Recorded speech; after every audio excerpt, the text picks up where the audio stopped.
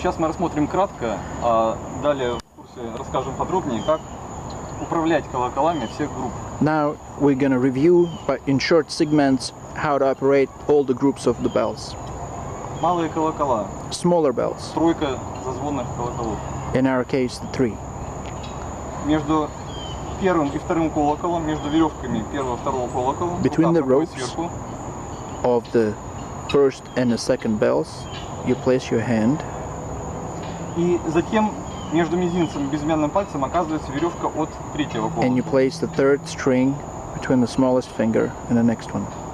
Узелок от веревки зажимаем в ладошке. The knot is quenched in your fist. У нас получается малый колокол под мизинцем снизу, So the string of the smaller bell is underneath the fist.